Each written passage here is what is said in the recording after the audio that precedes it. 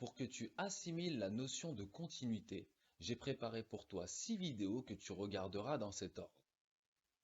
Dès que tu aborderas en classe cette notion, prends du temps pour t'asseoir, écouter, noter et faire avec moi ce programme.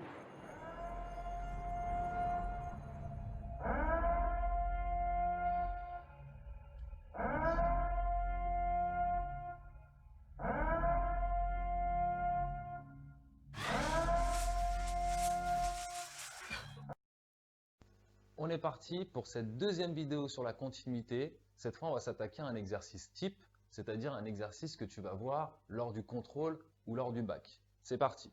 Exotype 1, dièse 2. Alors, toujours la même question.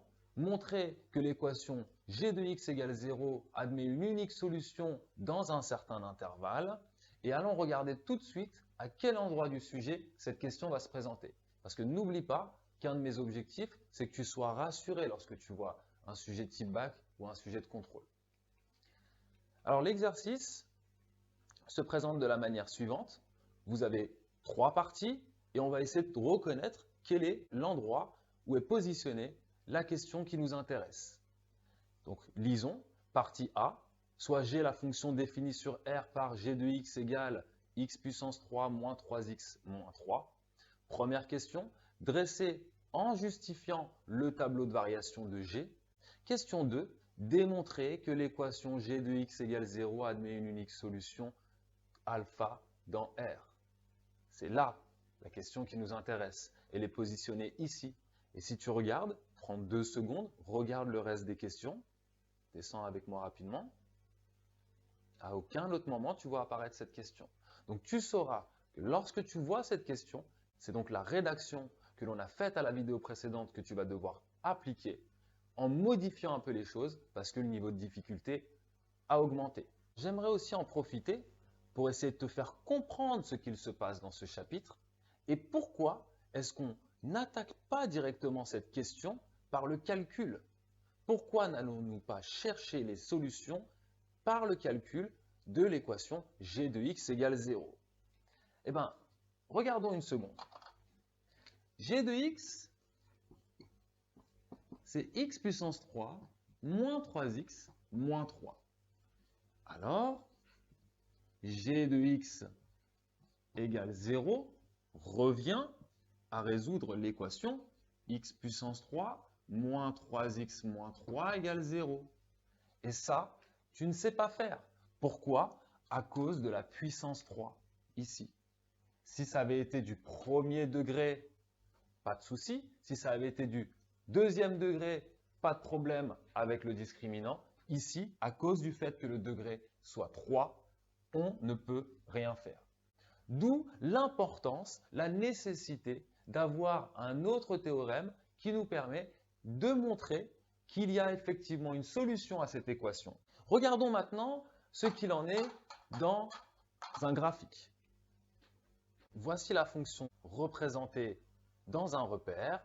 On cherche à résoudre l'équation g de x égale 0, c'est-à-dire graphiquement, on cherche l'abscisse du point d'intersection entre la courbe verte et la droite d'équation y égale 0, ici en rouge.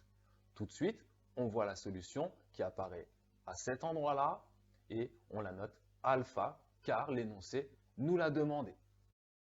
Allons-y, attaquons-nous à la question.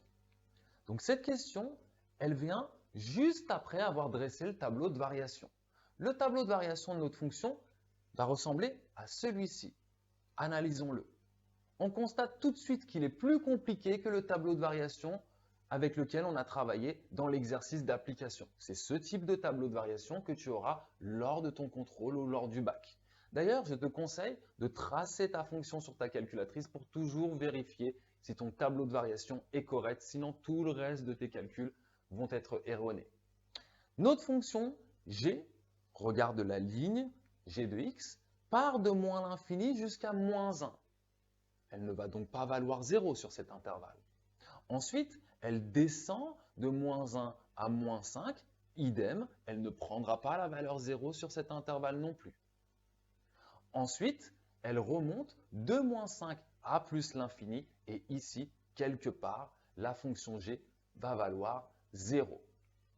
Comment on va faire pour attaquer ce tableau de variation? Notre objectif, c'est de montrer qu'il existe une unique solution sur tout l'intervalle moins l'infini plus l'infini. On va pouvoir appliquer le corollaire du TVI si les trois hypothèses sont vérifiées: la stricte monotonie, la continuité et les histoires de valeurs. Donc sur l'intervalle de départ 1 plus l'infini, on va appliquer le corollaire du TVI. Sur l'autre intervalle qui nous reste, sur l'intervalle moins l'infini 1, on n'applique pas le corollaire du TVI, car les conditions ne sont pas vérifiées. Ici, à chaque fois, on raisonnera de la même manière en parlant du maximum ou du minimum de la fonction. En effet, ici, sur cet intervalle, le maximum de g vaut moins 1, donc elle ne peut pas être égale à 0 sur cet intervalle. Maintenant que tu as bien fait le point avec le tableau de variation, que tu sais où se situe l'application du corollaire du TVI et où se situe le raisonnement sur le maximum ou le minimum, on peut passer à la phase de la rédaction, ce que tu vas mettre lors de ton contrôle. C'est parti. Du coup, ça va se faire en 3 étapes. D'abord, l'application du corollaire du TVI, où on va montrer qu'il existe une unique solution sur cet intervalle. Ensuite, le raisonnement sur le maximum ou le minimum, pour montrer que sur cet intervalle, il n'y a pas de solution. Et enfin, ne pas oublier la conclusion. Sur l'intervalle de départ sur lequel on applique le corollaire du TVI. Cet intervalle de départ, c'est l'intervalle 1 plus l'infini.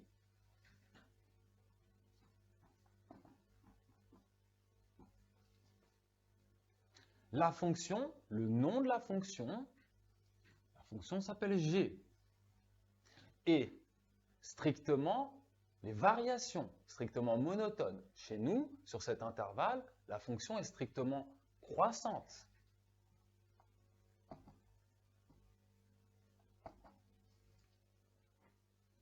Continue car dérivable, une phrase que tu écris à chaque fois. À valeur dans l'intervalle d'arrivée. Quel est l'intervalle d'arrivée chez nous? C'est l'intervalle moins 5 plus l'infini.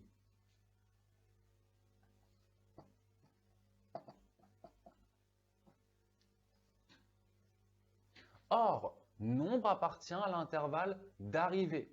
Quel est le nombre? Le nombre, c'est 0.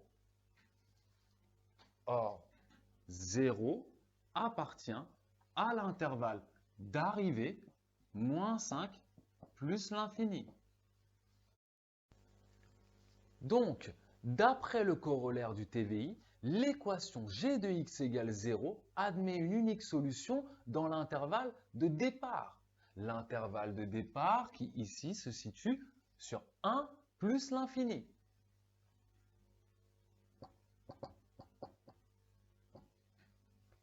Voilà, nous venons de montrer que sur cet intervalle, en appliquant le corollaire du TVI, il n'existait qu'une seule solution. Maintenant, montrons que sur le reste de l'intervalle, il n'y a pas de solution en raisonnant sur le maximum ou sur le minimum. Sur l'intervalle de départ, mais du second raisonnement. Donc l'intervalle moins l'infini, 1.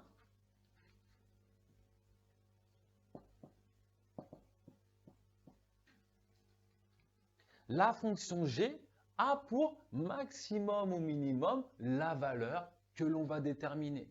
Ici, c'est un raisonnement sur le maximum, comme tu peux le constater sur le tableau de variation. Le maximum sur cet intervalle-là vaut moins 1. Donc on écrit maximum vaut moins 1. Voilà, on vient de montrer donc que sur cet intervalle, l'équation g de x égale 0 n'admet donc pas de solution. Il suffit maintenant de conclure en reprenant l'intervalle entier, c'est-à-dire la réunion entre cet intervalle-là, moins l'infini 1 et 1 plus l'infini, qui va bien nous donner R tout entier. On dit donc que sur l'intervalle moins l'infini plus l'infini, l'équation g de x égale 0 admet une unique solution que l'on note alpha. C'est QFD, ce qu'il fallait démontrer. Rendez-vous à la prochaine vidéo.